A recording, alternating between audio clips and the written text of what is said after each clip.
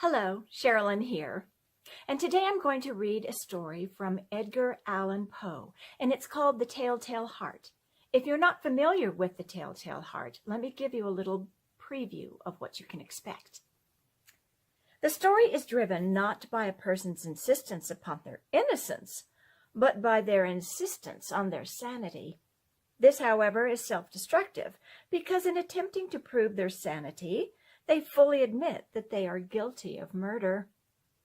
Their denial of insanity is based on their systematic actions and their precision, as they provide a rational explanation for irrational behavior.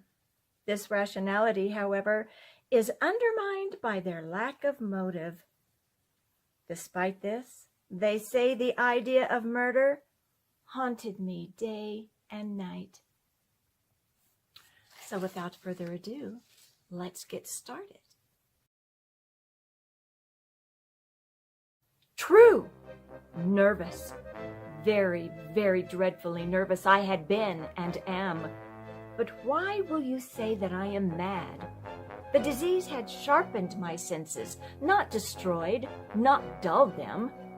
Above all was the sense of hearing acute. I heard all things in the heaven and in the earth. I heard many things in hell. How then am I mad? Hearken and observe how healthily, how calmly I can tell you the whole story. It is impossible to say how first the idea entered my brain, but once conceived, it haunted me day and night. Object there was none. Passion there was none. I loved the old man. He had never wronged me. He had never given me insult. For his gold I had no desire. I think it was his eye. Yes, it was this. He had the eye of a vulture, a pale blue eye with a film over it. Whenever it fell upon me, my blood ran cold. And so by degrees, very gradually, I made up my mind to take the life of the old man, and thus rid myself of the eye forever. Now this is the point. You fancy me mad. Madmen know nothing. But you should have seen me. You should have seen how wisely I proceeded, with what caution, with what foresight, with what dissimulation I went to work. I was never kinder to the old man than during the week before I killed him. And every night, about midnight, I turned the latch of his door and opened it, oh, so gently.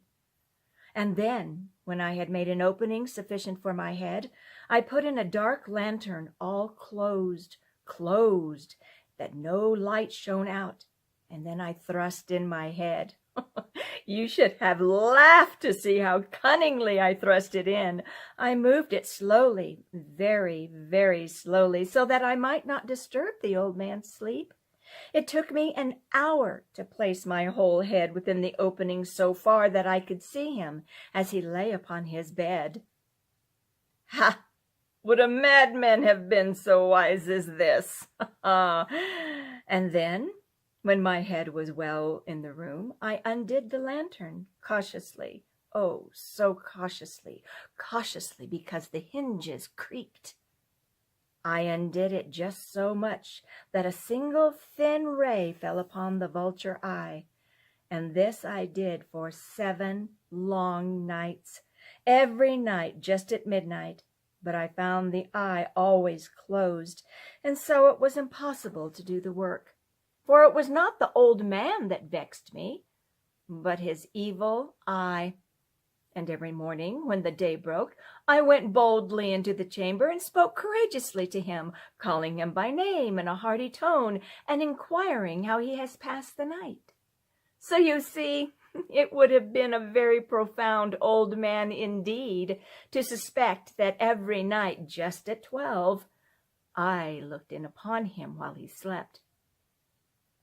Upon the 8th night, I was more than usually cautious in opening the door. A watch's minute hand moves more quickly than did mine.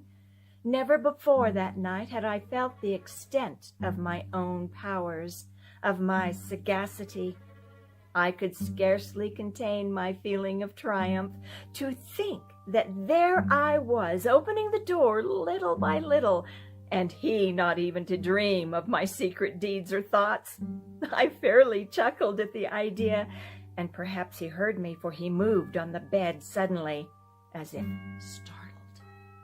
Now, you may think I drew back, but no. His room was as black as pitch with the thick darkness, for the shutters were close fastened through fear of robbers, and so I knew that he could not see the opening of the door, and I kept pushing it steadily, steadily. I had my head in, and was about to open the lantern when my thumb slipped upon the tin fastening, and the old man sprang up in bed, crying out, "Who's there?" I kept quite still and said nothing.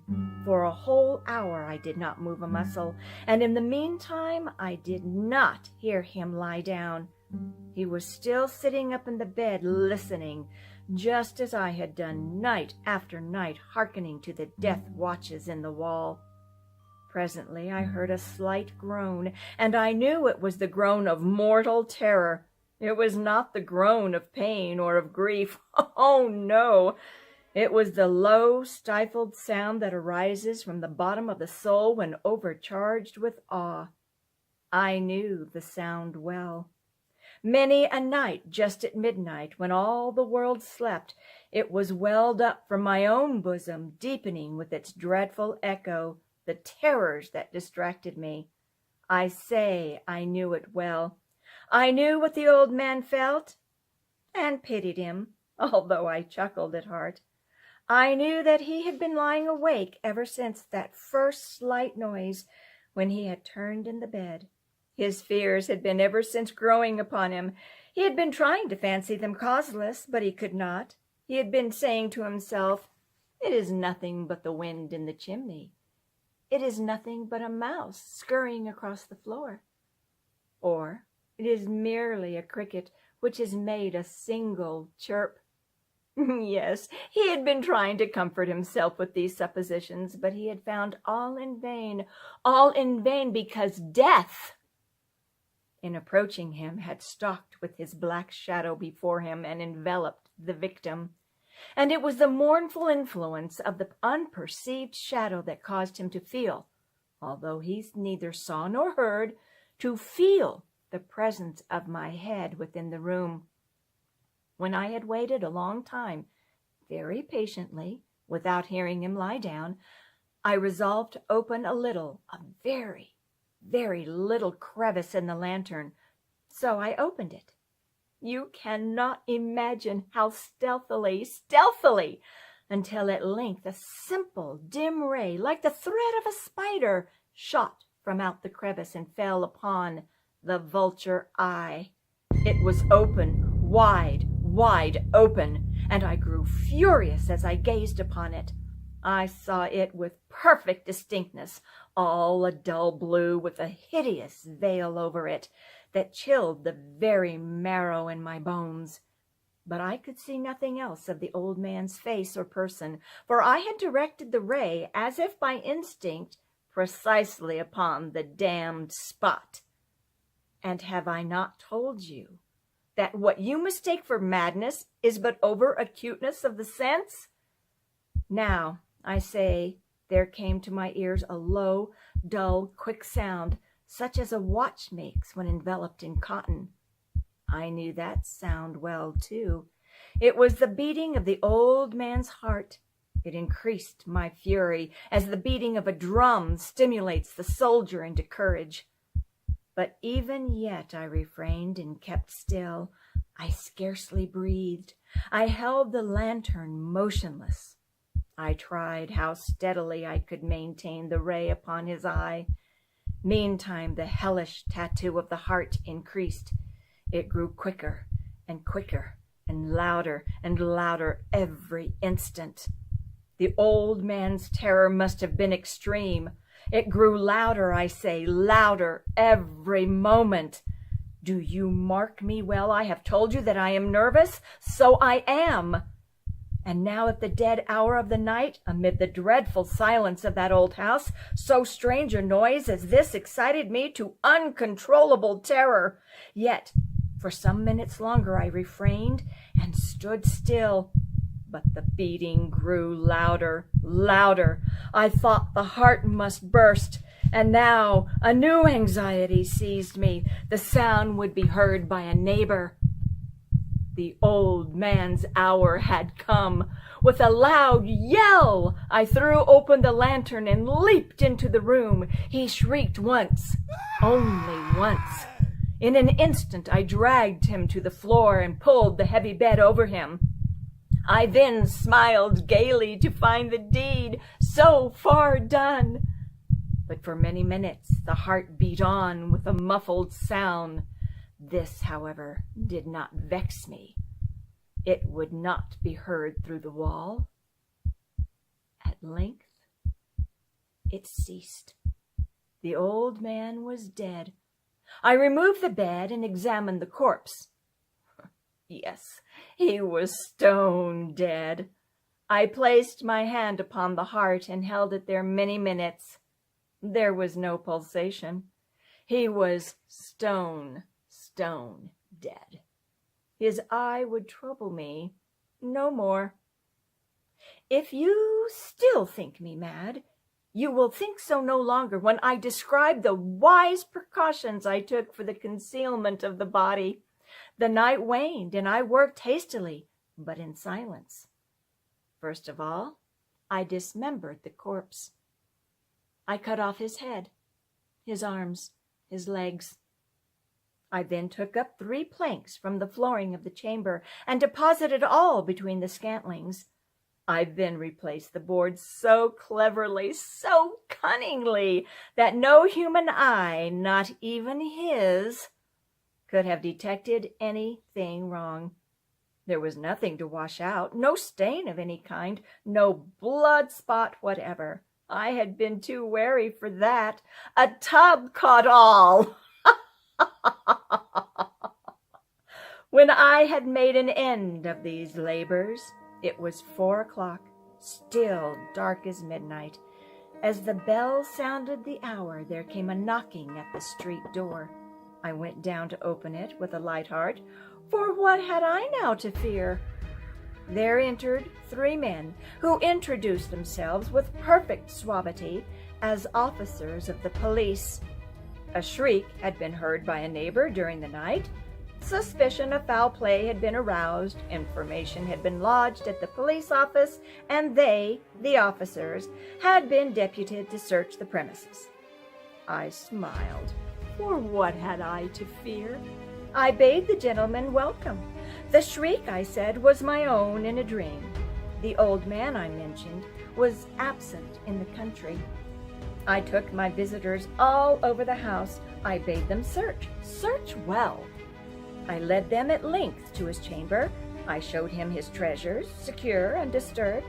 In the enthusiasm of my confidence, I brought chairs into the room and desired them sit here to rest from their fatigues, while I myself, in the wild audacity of my perfect triumph, placed my own seat upon the very spot beneath which reposed the corpse of the victim. The officers were satisfied. My manner had convinced them. I was singularly at ease. They sat, and while I answered cheerily, they chatted of familiar things.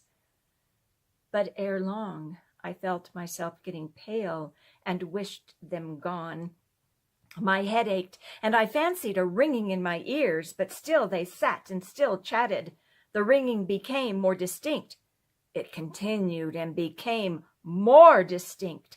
I talked more freely to get rid of the feeling, but it continued and gained definiteness, until at length I found that the noise was not within my ears. No doubt I now grew very pale, but I talked more fluently and with a heightened voice, yet the sound increased, and what could I do? It was a low, dull, quick sound, much such a sound as a watch makes when enveloped in cotton. I gasped for breath, and yet the officers heard it not. I talked more quickly, more vehemently, but the noise steadily increased. I arose and argued about trifles in a high key and with violent gesticulations, but the noise steadily increased. Why would they not be gone? I paced the floor to and fro with heavy strides as if excited to fury by the observations of the men. But the noise steadily increased. Oh, God! What could I do? I foamed, I raved, I swore.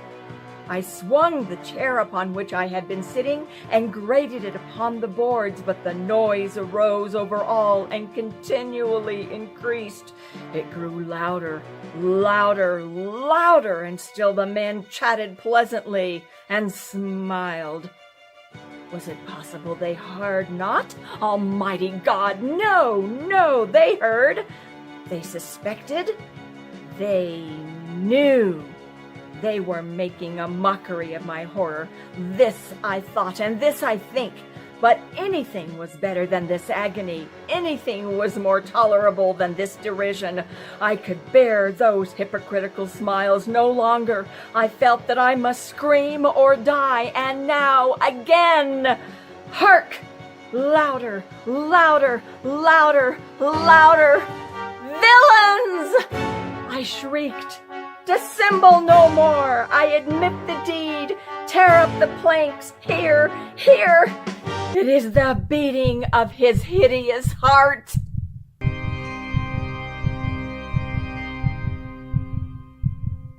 The end. I hope you enjoyed this short story, The Telltale Heart by Edgar Allan Poe. It was quite invigorating, I do believe. But until we meet each other again and I read another short story from Mr. Edgar Allan Poe, I bid you good day.